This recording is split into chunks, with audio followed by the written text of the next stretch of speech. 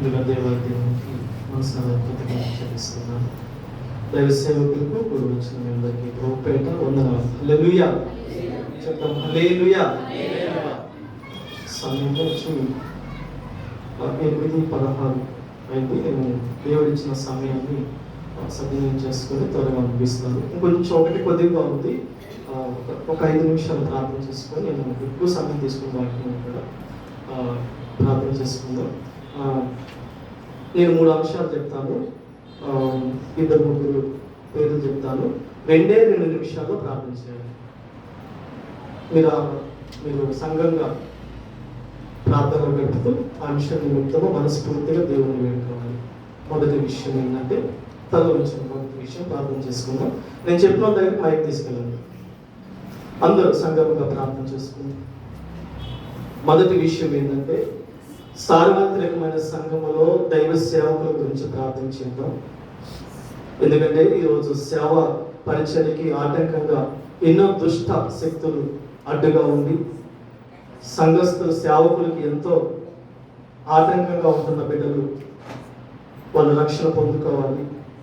సంఘమంతా సంఘమంతా సేవకులు లేపబడాలి, నూతన సేవకులు లేపబడాలి. ప్రభువా నీకు వందనాలని సంఘమంతా ప్రార్థన చేద్దాం. మన మధ్యలో ఉన్న సందీపు 2 నిమిషాలు ప్రార్థన చేస్తారు. అందరూ ఏకీభవిద్దాం. స్తోత్రం స్తోత్రం స్తోత్రం స్తోత్రం స్తోత్రం. గొప్ప దేవా, సర్వాధికారి, సర్వోన్నతుడా, సర్వశక్తిమంతుడా, నీ బంగారు పాదాలకు వందనాలు ప్రభువా. ఈ రోజు సంఘంగా కూడుకుని నిన్ను ఆరాధించుకుని నీకు మొరపెట్టిన భాగ్యం మాకు దయచేసి విధానాన్ని బట్టి నీకు వందనాలు ప్రభువా. అవును ప్రభువా, సార్వత్రిక సంఘంలో ఎన్నో ఇబ్బందులు గుండా సేవకులు ప్రయాణిస్తూ ఉన్నారు ప్రభువా. లోకంలో ఎన్నో ఇబ్బందులు గుండా ప్రయాణిస్తూ ఉండగా వారికి తోడుగా మీరు రక్షణగా మీరు ఉండమని కోరుతున్నాం డాడీ. యేసయ్యా నీకు వందనాలు ప్రభు. ఈ లోకంలో ఎన్నో విపత్కర పరిస్థితులు గుండా వారు ప్రయాణిస్తున్నారు ప్రభువా. యేసయ్యా రాజకీయంగా కానీ ఎన్నో విషయాలు ప్రభు, ఎన్నో ఇబ్బందులు గుండా వారు ప్రయాణిస్తూ ఉండగా వారికి మీరు సహాయంగా ఉండి నడిపించమని కోరుతున్నాం డాడీ. మీరు నడిపించిన శక్తితో, అభిషేకంతో, బలంతో వారిని నింపమని కోరుతా ఉన్నాం డాడీ. మీరు సహాయం దయచేయండి ప్రభావ. వారికి లోక సంబంధమైన అవసరాలు కూడా వారికి తోడు ఉండి నడిపించి కార్యాలు చేయమని ఈ చిన్ని ప్రార్థన చేర్చుకుంటూ అతి పరిశుద్ధమైన నామమున అడిగి పొందుకుని వేడుకొనుచున్నాము తండ్రి. దేవుడు మన ప్రార్థన ఆలకించిన దేవునికి స్తోత్రాలు చెల్లిద్దాం. స్తోత్రం స్తోత్రం స్తోత్రం స్తోత్రం స్తోత్రం స్తోత్రం. 2వ అంశము, మన దేశ నాయకులు వాళ్ళు యొక్క సువార్తకి అంతేకాదు క్రైస్తవులకి ఆటంకంగా ఉండకుండా నాయకులను దేవుడు గైడ్ చేసే విధంగా మన ప్రార్థన చేయాలి. వాళ్ళు ఆరోగ్యంగా ఉండాలి, జ్ఞానవంతులుగా పరిచయం చేయాలి, న్యాయవంతంగా పరిచయం చేయాలని చెప్పి ప్రార్థన చేసుకుందాం. మన మధ్యలో ఉన్న ఒక సిస్టర్ ప్రార్థన చేస్తారు. మైక్ మీద కూర్చుంది ఆ సిస్టర్ ప్రార్థన చేస్తుంది. 2 నిమిషాలు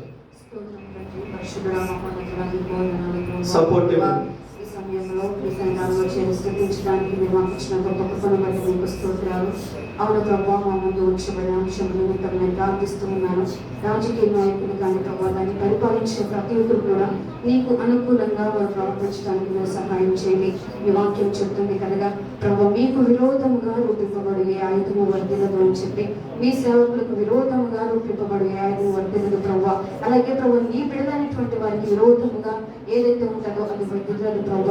అలాగే ప్రభావ వారు కూడా విరోధముగా ఎప్పుడు ఉండకుండా ప్రభావ ఏదైనా దేశాన్ని శాంతియుతమైన మార్గంలో నడిపించడానికి దేవ ప్రజల మధ్య ప్రభావ ప్రేమానురాగాలతో నడిపించడానికి మీరు సహాయం చేయండి. మనుషుల జ్ఞానము దేవ దేనికి పనికిరాదు కానీ ప్రభావ మీ జ్ఞానము వారిలో ఉంచి ప్రభావ దేవ సహోదర ప్రేమ కలిగి ఒకరి పట్ల ఒకరు నడుచుకున్నట్లుగా దేవ మీరు సహాయం చేయమని ప్రార్థిస్తూ ఉన్నాం ప్రభావ. ఎప్పుడైతే రాజకీయ నాయకులు మంచిగా ఉంటారో ప్రభావ, మంచి మార్గాన్ని చూపిస్తారో అప్పుడే ప్రతి ఒక్క ప్రజలు కూడా ప్రభావ అదే మార్గం నడుస్తారు కనుక మీరే వారిలో ఉండి ప్రభావ మీరే మాకు సహాయం చేయండి ప్రభావ. నీ బిడ్డలైనటువంటి వారికి ఎటువంటి ఆటంకాలు కలగకుండా దేవ ఎటువంటి ఇబ్బందులు కలగకుండా ప్రభావ మీరే తోడుగా ఉండండి. మీ వాక్యం చెప్తుంది కదా, లోకంలో శ్రమ కలుగుతుంది కానీ మీరు ధైర్యము తెచ్చుకోండి అని మీ వాక్యం సెలవిస్తుంది. అవును ప్రభావ, మేము ధైర్యంగా ముందు కొనసాగినట్లుగా మీరు సహాయం చేయండి. ప్రతి ఒక్కరు మీ మంచి స్వభావాన్ని ఉంచండి. ఈ లోకానికి మీరు వచ్చారు, మీ మాదిరిని చూపించారు, మీ స్వభావాన్ని చూపించారు, మీ ప్రేమను చూపించారు. అలాగే ప్రభావ రాజకీయ నాయకులు కూడా వారు పెద్ద మనస్సు కలిగి ప్రభావ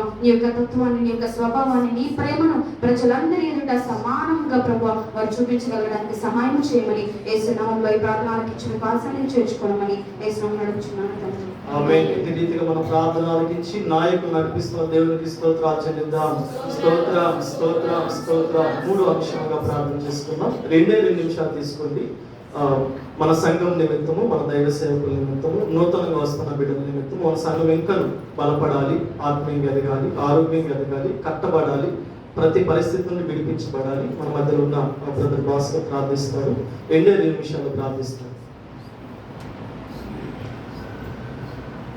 సభకి విడుదలైనటువంటి మా ప్రియ నీకు పరలోకపు రాజ్యం నీకు వందనాలు తెలియజేసుకుంటూ ఉన్నానయ్యా. ఈ సమయంలో తండ్రి దేవా నీవు ఏర్పరచుకున్నటువంటి దేవా నాయన యొక్క సంఘమును బట్టి ప్రభువా నీ సన్నిధిలో స్తుతిస్తూ ఉన్నాము ప్రభువా. తండ్రి యొక్క ఎన్ఆర్ గాస్పెల్ చర్చ్ యొక్క బలమైన హస్తాలకు సమర్పిస్తూ ఉన్నాము ప్రభువా. నీవు పూనుకున్నటువంటి పరిచర్య నీ నామమునకు మహిమకరముగా జరుపుకున్నటకు ప్రభువా నీవెన్నుకున్నటువంటి నీ దాసులను వినియోగించుకొని బలమైనటువంటి వాడి కలిగిన ఖడ్గముగా చేసుకొని ఈ పరిచర్యలన్నిటినీ నీకు మహిమకరముగా జరిగించుకోమని వేడుకుంటున్నానయ్యా. తండ్రి ఏర్పరచబడినటువంటి యొక్క సేవకి ఆటంకంగా ఉన్న ప్రతి పరిస్థితి యేసు నామములో నిర్మూలమగును గాక అని ప్రార్థిస్తూ ఉన్నామయ్యా. తండ్రి నాయన వస్తున్నటువంటి ఆత్మలు నాయన నీలో స్థిరులుగా ఉండునట్లు నీ ఫలమైనటువంటి వాక్కుని ఈ స్థలంలో విడుదల చేయమని వేడుకుంటూ ఉన్నాము ప్రభువా. తండ్రి వచ్చే ప్రతి ఒక్కరూ నిన్ను వెతికే వారిగా, నిన్ను కనుగొనే వారిగా, నీలో స్థిరులుగా ఉండే కృపను అనుగ్రహింపచేయమని దేవా నాయన దాసులను, పరిచారకులను, విశ్వాసులను, అవిశ్వాసులను నాయన ప్రతి ఒక్క బిడ్డని దర్శించమని, యొక్క సంఘ సరిహద్దులను విశాలపరచమని, నీ నామమునకు మహిమకరముగా నాయన నీవే జరిగించుకుని నీ నామమునకు మహిమ తెచ్చుకోమని వేడుకుంటూ యేసు నామములో ప్రార్థిస్తున్నాము తండ్రి. మనం చేసిన ప్రార్థన దేవుడు ఆలకించి గొప్ప జవాబులు అందిస్తున్న దేవునికి స్తోత్రాలు చెల్లిద్దాం. స్తోత్రం స్తోత్రం స్తోత్రం స్తోత్రం. హల్లెలూయా చెప్తాం. హల్లెలూయా. ఇప్పుడు వచ్చిన మీ అందరికీ ప్రభు పేట మనస్ఫూర్తిగా వందనాలు తెలియజేస్తున్నాను. దేవుడు మీ కుటుంబాలను ఆశీర్వదించి ఉన్నతమైన స్థానంలో నా ప్రభువు నిలబెట్టును గాక. ఆమేన్ చెప్తాం. హల్లెలూయా. చిన్న వాక్యాన్ని సమయం చాలా అయింది కాబట్టి ఒక 15 నిమిషాలు లేకపోతే 15 నిమిషాల వాక్యం పంచుకున్నాను. యోహాను సువార్త 20వ అధ్యాయము. అందరూ బైబిల్ ఓపెన్ చేయండి. యోహాను సువార్త 20వ అధ్యాయము 24వ వచనం నుండి 29వ వచనం వరకు నేను చదువుతాను. నా వెనక మీరు పలకండి. దేవుడు మనం చదువుకున్న ప్రతి లేఖనముల నుండి దేవుడు మనతో మాట్లాడును గాక. ఆమేన్. అందరూ తీశారా? Page number 101. బైబిల్ ఎవరి దగ్గర లేకపోతే చెప్పండి, పరిచారకుల దగ్గర అందిస్తారు. అందరి దగ్గర ఉన్నాయి కదా? ఒకసారి బైబిల్ లేకపోతే బైబిల్ అందరూ మన దగ్గర బైబిల్ కొంతమంది దగ్గర బైబిల్ లేవు. బైబిల్ తీసుకురండి. యోహాను సువార్త 20వ అధ్యాయము 24వ వచనం నుండి 29వ వచనాల వరకు ఈ రకంగా ఉన్నాయి. యేసు వచ్చినప్పుడు చెప్పాలి, గ్రహిస్తూ మీరు చెప్పాలి. యేసు వచ్చినప్పుడు 12 మందిలో ఒకడైన దిదుమా అనబడిన తోమ వారితో లేకపోయెను గనుక తక్కిన శిష్యులు మేము ప్రభువును చూచితమని అతనితో చెప్పగా అతడు నేను ఆయనను చేతులలో మేకుల గుర్తును చూచి నా వ్రేలు ఆ మేకుల గుర్తులో పెట్టి నా చెయ్యి ఆయన ప్రక్కలో ఉంచితేనే గాని నమ్మనని వారితో చెప్పాను.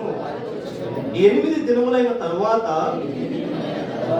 ఆయన శిష్యులు మరలా లోపల ఉన్నప్పుడు తోమా వారితో కూడా ఉండెను. తలుపులు మూయబడి ఉండగా యేసు వచ్చి మధ్యను నిలిచి మీకు సమాధానము కలుగును గాక అనెను. తరువాత తోమాను చూచి నీ వ్రేలు ఇటు చాచి నా చేతులు చూడుము, నీ చెయ్యి చాచి నా ప్రక్కలో ఉంచి అవిశ్వాసి కాక విశ్వాసివై ఉండుమనెను. అందుకు తోమా ఆయనతో, నా ప్రభువా, నా దేవా అనెను. యేసు, నీవు నన్ను చూచి నమ్మితివి, చూడక నమ్మిన వారు ధన్యులని అతనితో చెప్పెను. హల్లెలూయా. నా ప్రియమైన సంగమా, మీరు ఎందుకు చదివించారంటే ఈ యొక్క చదువుకున్న లేఖనంలోనే మనం ధ్యానించుకుంటాం. అందరూ నా వైపు చూడాలి, అందరూ నా వైపు చూడాలి, శ్రద్ధగా ఆరంభిద్దాం. కొంత కొన్ని విషయాలు ధ్యానించుకుందాం. మనం చదువుకున్న లేఖనంలో ప్రాముఖ్యముగా ఎవరి గురించి రాయబడి ఉంది అంటే తోమా గారి గురించి రాయబడి. నా ప్రియమైన సంగమా, ఈ యొక్క మొదటి వచనంలో ఈ యొక్క తోమా గురించి ఒక్కసారి ఆలోచన చేస్తే, ఈ తోమా గారు కేరళ ప్రాంతానికి వచ్చినట్టు, కేరళ ప్రాంతానికి, మద్రాసు ప్రాంతానికి, ఒక పెద్దలు చెప్పారు ఏంటంటే నెల్లూరు ప్రాంతానికి కూడా వచ్చినట్టు మన పెద్దలు చెప్పి ఉన్నారు. నా ప్రియమైన సంగమా, ఈ మొదటి వచనంలో ఈ యొక్క తోమా గురించి కొన్ని వచనాల్లో దిదుమా అనబడిన తోమా అనే మాటని మనం జ్ఞాపకం చేసుకోవచ్చు. ఈ దిదుమా అన్న తోమా అన్న ఒకే అర్థాన్ని ఇస్తూ ఉంటుంది. అంటే దిదుమా అనే మాటకి అర్థం ఏంటంటే కవలలు అని అర్థం. దిదుమా అనే మాటకి కవలలు అని అర్థం. అంటే ఈ యొక్క తోమా గారి తల్లి కడుపులో, గర్భంలో ఇద్దరు వ్యక్తులున్నారు, ఇద్దరు శిష్యులు ఉన్నారు. వారిలో ఒక వ్యక్తి పేరు ఏంటంటే తోమా. రెండో వ్యక్తి పేరేంది? రెండో వ్యక్తి పేరు చెప్పాలి. రెండో వ్యక్తి పేరు తెలీదా? ఎవరికైనా తెలుసా? రెండో వ్యక్తి పేరు బైబిల్ గ్రంథంలో రాయబడలేదు. చాలా మంది దిదుమా ఒక వ్యక్తి, తోమా ఒక వ్యక్తి అనుకుంటారు. కాదు, కానీ దిదుమా అనే మాటకి ఏంటంటే కవలలు. తోమా ఒక్క వ్యక్తి గురించి మాత్రమే. ఆ తల్లి గర్భంలో ఇద్దరు వ్యక్తులు ఉన్నారు, ఇద్దరు శిష్యులు ఉన్నారు. ఒకరి గురించి మాత్రమే ఇక్కడ వ్రాయబడి ఉంది. నా ప్రియమైన సంగమా, అలాగే తోమా గర్భంలో కూడా ఇద్దరు ఉన్నారు. ఎవరు ఇద్దరు అంటే నా ప్రియమైన సంగమా, విశ్వాస వీరుడు ఉన్నాడు, అవిశ్వాస వ్యక్తి ఉన్నాడు తన గర్భంలో.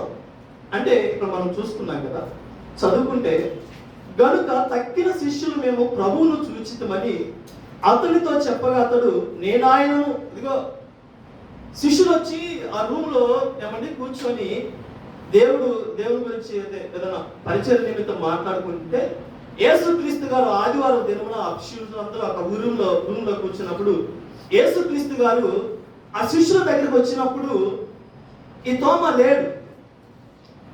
కానీ తోమాకి ఆ విషయం తెలీదు. నా ప్రియమైన సంగమా, ఆయన అంటాడు, ఆ శిష్యులందరూ తోమా దగ్గరికి వచ్చి, మేము యేసును చూసాము, మేము యేసుక్రీస్తు గారిని చూసాము, ఆయన లేచాడు, ఏదైతే మనకు వాగ్దానం చేశాడో, ఏదైతే మాట ఇచ్చాడో అది నెరవేర్చబడింది, యేసును చూసాము అని చెప్పి ఆ శిష్యులందరూ కలిసి ఏం చేశారంటే తోమా దగ్గరికి వస్తే తోమా అంటాడు, అట్టెంత జరిగింది, ఎలా నమ్మారు మీరు? అలా నేను నమ్మనంటే నమ్మను అన్న అవిశ్వాసం ఎక్కడి నుండి వచ్చింది?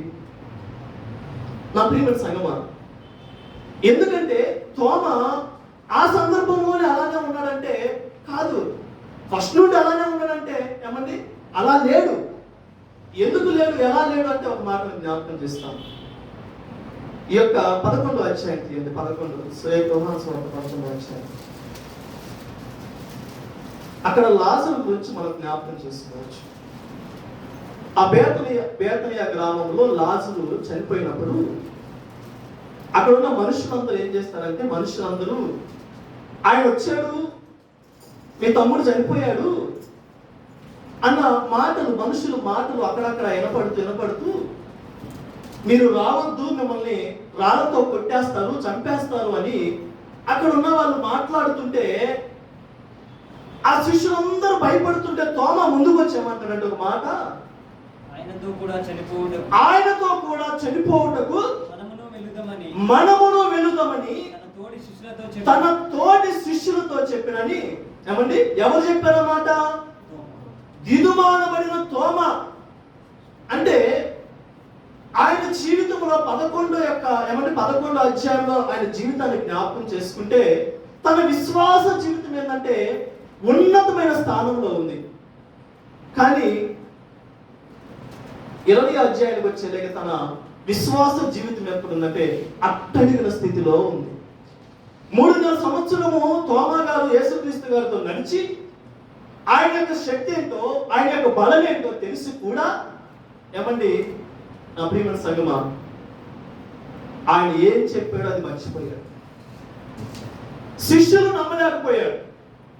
ఎందుకు ఈ కారణం ఎందుకు వచ్చిందంటే, సాధారణంగా మనుష్యుల్లో కూడా ఈ రోజుల్లో నా జీవితంలో కూడా ఆనాడు తోమా జీవితంలో, తోమా గర్భంలో ఎలాంటి ఇద్దరు వ్యక్తులు ఏమని ఏలుబడి చేశారో, ఈ రోజు విశ్వాస జీవితంలో కూడా ఇద్దరు వ్యక్తులు ఏమండి, ఇద్దరు మనస్సులు మన జీవితంలో ఏలుబడి చేస్తూ ఉంటారు.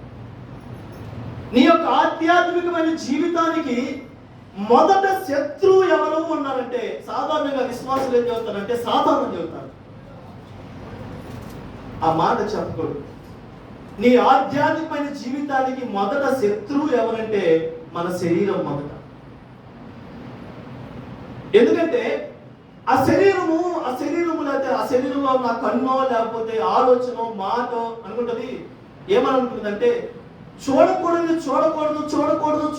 అనుకుంటుంది ఆ శరీరం. కానీ అదే చూసింది.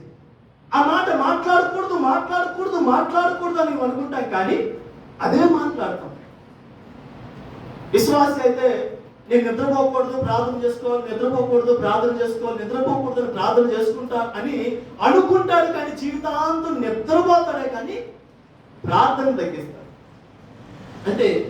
అంటే స్వభావం ఏంటంటే శరీరము ఒక ఏలుబడైతే మన శరీరంలో ఇంకొక ఏలుబడేదంటే ఆత్మ. శరీరము ఆత్మ, ఈ రెండింటి మధ్య ఒక పోరాటం అనేది ఎప్పుడు జరుగుతూ ఉంటుంది. అందుకే పేతురు గారు చెప్పారు, శరీరానికి ఆత్మకు, ఆత్మకి శరీరానికి భేదం అనేది ఎప్పుడూ జరుగుతూ ఉంటుందంట. ఈ వాక్యములు మనం ఏం నేర్చుకోవాలి? సాధారణంగా చదివేసి వెళ్ళిపోతాం, కానీ ఏం నేర్చుకున్నాం? మన జీవితానికి ఏం అర్థమైంది? ఇది మన జీవితానికి ఎలాంటి అప్లికేబుల్ చేసుకోవాలని చెప్పి విశ్వాసి నేర్చుకోవాలి. ఎందుకంటే మన జీవితంలో ఏమండి శరీరము ఆత్మ పోరాటం అనేది ఎప్పుడు జరుగుతూ ఉంటుంది. ఇది గమనించాలి. ఎప్పటి వరకు ఉంటుంది సేవకుడు అంటే? ఇది ఎప్పటి వరకు పోరాటం జరిగిందంటే మనం చనిపోయేంత వరకు జరిగింది. ఎందుకంటే కానీ ఆత్మ శరీరాన్ని ఇచ్చాడు, కానీ ఒక్క విషయంలో స్వేచ్ఛనిచ్చాడు దేవుడు. ఏమిచ్చాడంటే శరీరాన్ని గెలిపించాలన్నా ఆత్మని గెలిపించాలన్నా వీళ్ళిద్దరిలో ఎవరిని గెలిపించాలో నిర్ణయం మాత్రం నీకు ఇచ్చాడు. ఎవరిని గెలిపిస్తావో అని చెప్పి దేవుడు నిర్ణయం నీకు ఇచ్చేశాడు. ఎందుకంటే ఉదాహరణకు చెప్తే సాధారణంగా శరీరము కూడా తక్కువేం కాదు, ఆత్మ కూడా తక్కువేం కాదు. రెండు సింహాలు లాంటివి, రెండు సింహాలే. అయితే సాధారణంగా ఒక సింహం, ఆత్మ అనే సింహం ఉంది. ఈ ఆత్మ సింహానికి మనం ఏం చేస్తామంటే ప్రార్థన అనే ఒక లెగ్ పీస్ తీసుకొచ్చి ప్రార్థన అనే బిర్యానీ లేకపోతే వాక్యం అనే బిర్యానీ ఒక నెల రోజులు ఏం చేసామంటే ఆ నెల రోజులు కావాల్సినంత ఒక డైట్ తోటి ఫుడ్ పెట్టి ఆత్మని ఏం చేసామంటే ఆత్మ అనే సింహాన్ని ఏం చేసామంటే ఒక బలంగా తయారు చేసాం. సాధారణంగా ఏమండి అంతరంగంలో ఉన్న బాహ్య పురుషుడు అప్పుడు ఏం చేస్తాడు తెలుసా? బలపడతాడు. ఆత్మ అనే బాహ్య పురుషుడు ఏమంటే అంతరంగ పురుషుడు ఖచ్చితంగా బలపడతాడు. ఈ బాహ్య పురుషుడు అనే శరీరము ఖచ్చితంగా బలహీనత పడింది. అంటే నువ్వు ఆత్మకి ఆహారం పెట్టావు, ఈ యొక్క శరీరాన్ని ఎండబెట్టావు 10 రోజులు. ఈ సింహాన్ని ఎండబెట్టావు, ఆత్మ అనే సింహానికి ఫుడ్ పెట్టావు. కొన్ని రోజుల తర్వాత, ఎందుకంటే ఈ శరీరము ఎండబెట్టినప్పుడు లోకంలో ఉన్న వాడు సాతానుగాడు ఏదో అప్పుడప్పుడు ఒక లెక్క చేస్తూ ఉంటాడు. కానీ నువ్వేం చేయాలంటే ఒకరోజు పోటీ పెడతావు. ఒకరోజు పోటీ పెట్టిన తర్వాత మనం ఆలోచన చేస్తే ఎవరు గెలుస్తారు? ఏమండి, ఈ రెండు సింహాలకి పోటీ పెట్టావు, ఎవరు గెలుస్తారు? పుష్టిగా ఎవరికైతే ఆహారం పెట్టావో, ఆత్మకి నువ్వు నెల రోజులు ఆహారం పెట్టావు కాబట్టి ఎండబెట్టిన ఆ యొక్క బాహ్య శరీరం మాత్రం ఖచ్చితంగా ఓడిపోయిందా లేదు? ఖచ్చితంగా ఓడిపోయింది. నా ప్రియమైన సంగమా, నేనేమంటానంటే మనుష్యుడు కూడా, మనుష్య జీవితంలో కూడా ఈ రెండు విషయాల్లో ఒక గ్రాఫ్ తీసుకుంటే, ఒక గ్రాఫ్ని ఉన్నతమైన ఒక ఏమండి మన ప్రారంభ దినాల నుండి ఇప్పటి వరకు ఒక గ్రాఫ్ తీసుకుంటే మన జీవితంలో కూడా ఒక సమయంలో ఆత్మీయ జీవితం ఎలా ఉందంటే ఉన్నతమైన స్థానంలో ఉంది.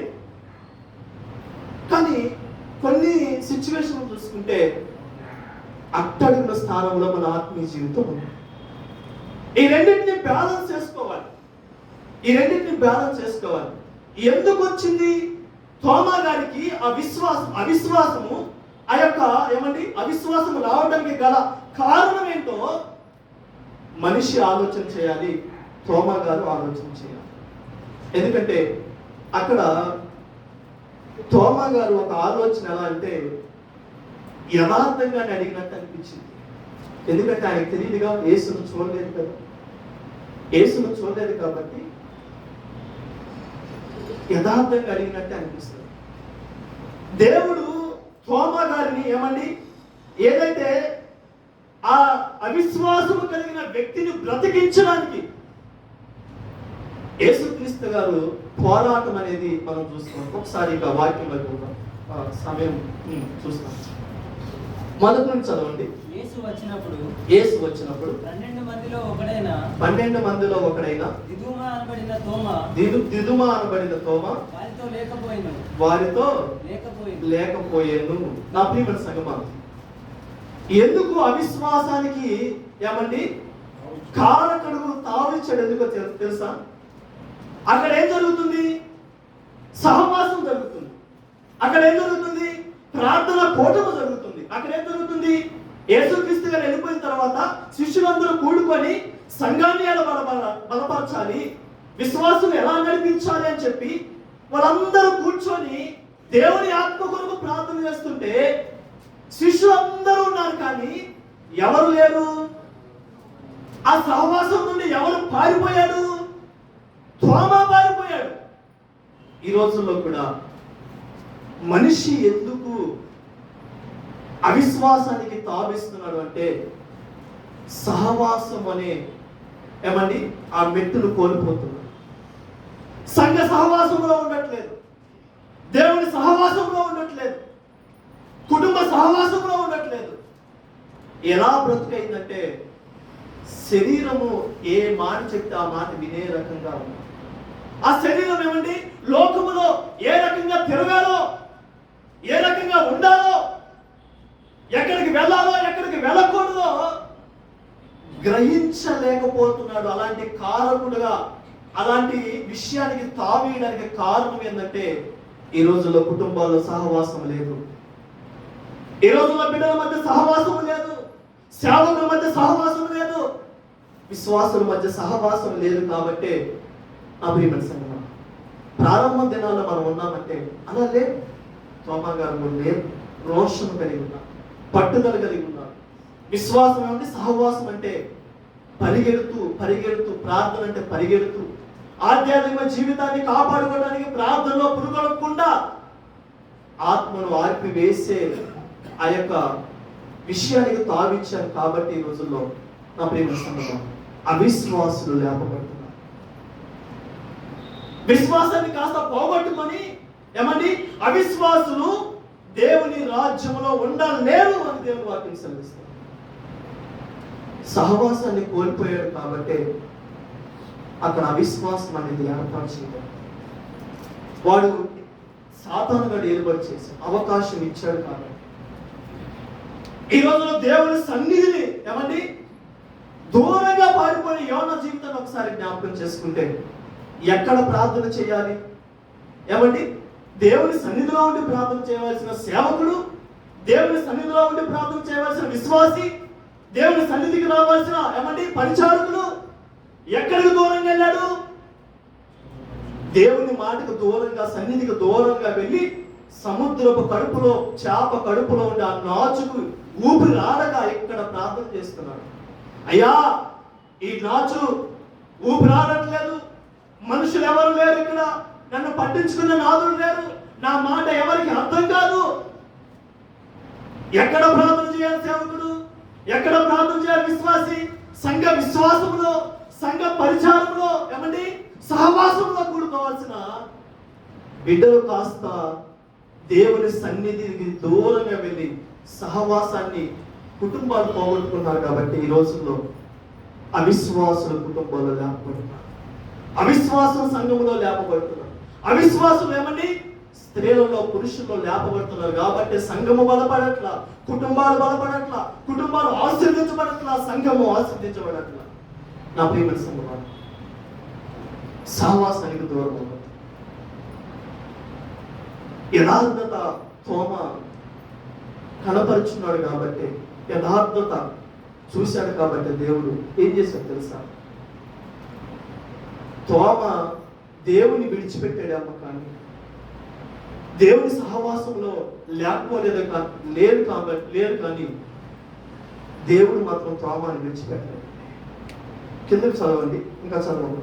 కనుక తక్కిన శిష్యులు మేము ప్రభువును చూచితమని అతనితో చెప్పగా అతడు నేను ఆయన చేతులలో మేకుల గుర్తును చూచి నా వేలు ఆ మేకుల గుర్తులో పెట్టి నా చెయ్యి ఆయన పక్కలో ఉంచితేనే గాని నమ్మనని వారితో చెప్పాను. 8 దినములైన తర్వాత ఆయన శిష్యులు మరలా లోపల ఉన్నప్పుడు తోమా వారితో కూడా ఉండెను.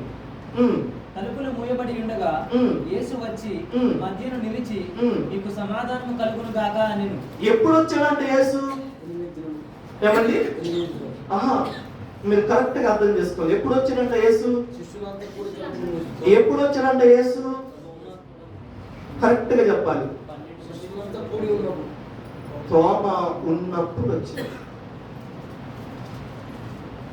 అప్పుడు యేసు వచ్చాడు, తోమ లేడు. సమాధానం మిస్ అయిపోయింది. సమాధానం, ఆ సహవాసంలో సమాధానం మిస్ అయింది.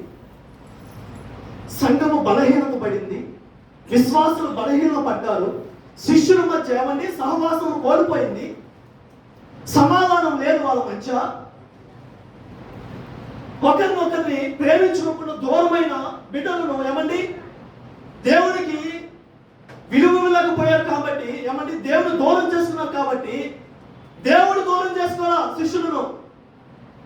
ఆ యొక్క ఏమండి అనుమాన స్థితిలో ఉన్న బిడ్డను, ఆ తోమను బ్రతికించుకోవడానికి, కాపాడుకోవడానికి తోమ ఉన్నప్పుడు యేసుక్రీస్తు గారు వచ్చారు. ఎందుకో చెప్పనా? ఆయన ఎందుకు వచ్చాడంటే వారి మధ్య నుండి సమాధానం అనేది పెట్టడానికి. సహవాసమును ఏమండి పాడు చేసుకొని సమాధానం లేకుండా నడిపించబడుతున్నాం కాబట్టి ఆ సమాధానమును ఇవ్వడానికి దేవుడు వచ్చాడు. నా ప్రియమైన సంగమా, విశ్వాసి జ్ఞాపకం చేసుకోవాలి, మనం అందరము ధ్యానించుకోవాలి.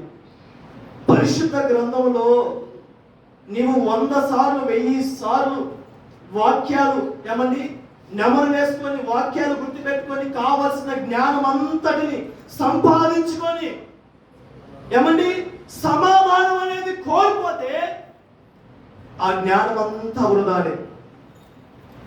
సమాధానం అనేది లేకపోతే ఖచ్చితంగా దేవుణ్ణి కూడా నువ్వు కలుసుకోలేదు. సమాధానం లేకపోతే కుటుంబము కట్టబడదు, సమాధానం లేకపోతే ఆశీర్వాదం రాదు. అందుకే ఆయన అన్నాడు సమాధానానికి కర్త అన్నాడు. నా ప్రియమైన సన్మానం, సమాధానం లేకపోతే ఖచ్చితంగా సమాధాన పడాలి. ఈరోజు రాత్రి నేను ముగించేస్తున్నాను, తర్వాత వచ్చిన కూడా ఉన్నాయి.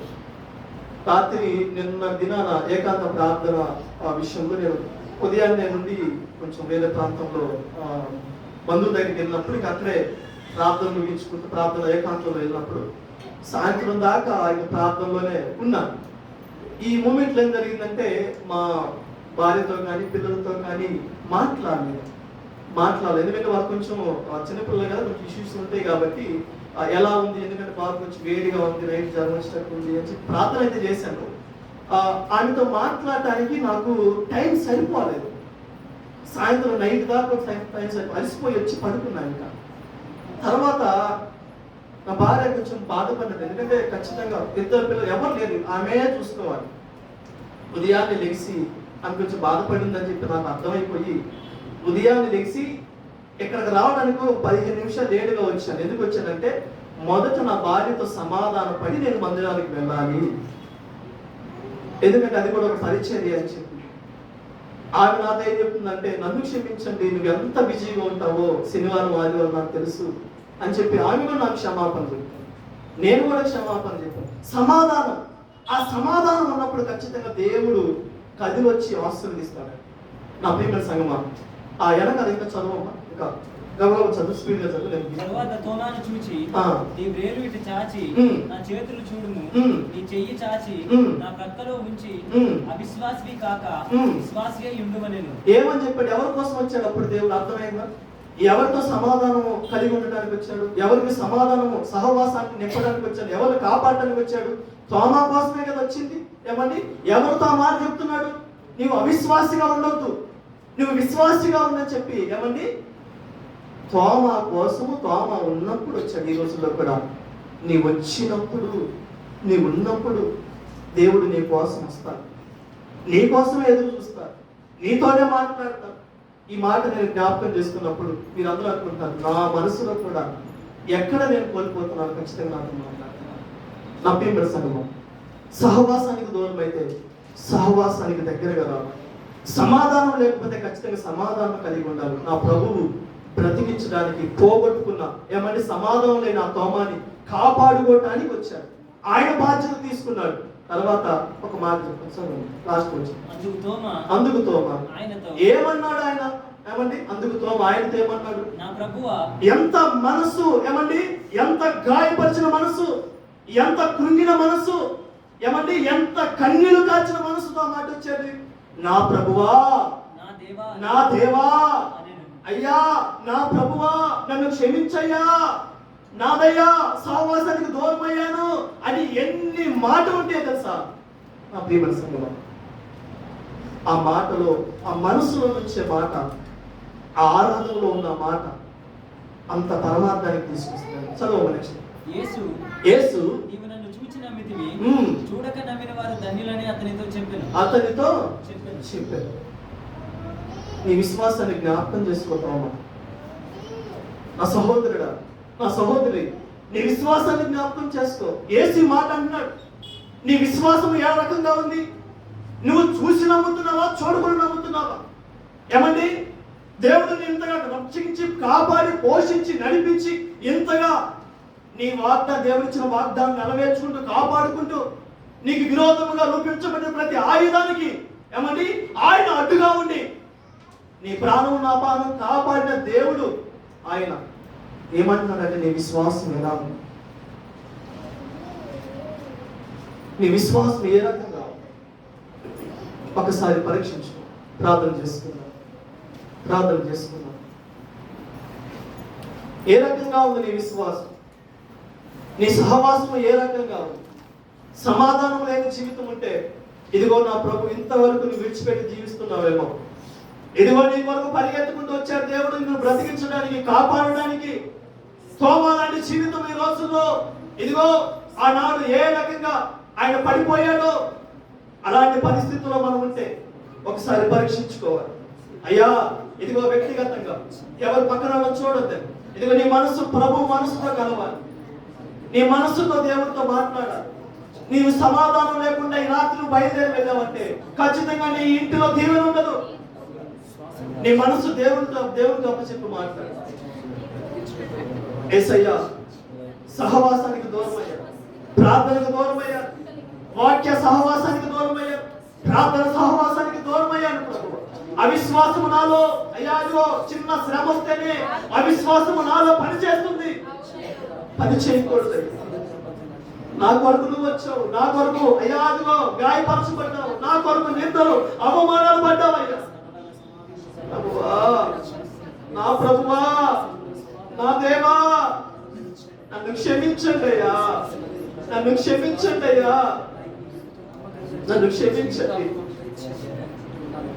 విశ్వాసము కలిగి నా విశ్వాసము అయ్యా ఇదిగో నీ నామము గణపడు నిమిత్తం ఉండాలి.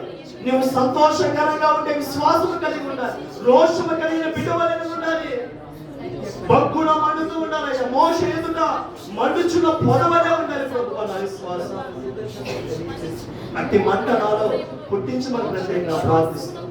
మా సంఘానికి సేవకులకు మీరు అయ్యా నడిపింపును దయచేయమని పెట్టి నీవు మాట్లాడిన ప్రతి మాటను బట్టి అయ్యా ఇదిగో నాయనా శరీరానికి దేవాదిగులను తావేయక ఆత్మలో బలపడే కృపను మాకు దయచేయండి. నీకే స్తోత్రము గానం చేయండి. నా ప్రియుడు రక్షకుడైన ప్రభు యేసు నామములో చిన్న ప్రార్థన సమర్పించడానికి వేడుకొని పొంది నామ తండ్రి. ఆమేన్. హల్లెలూయా.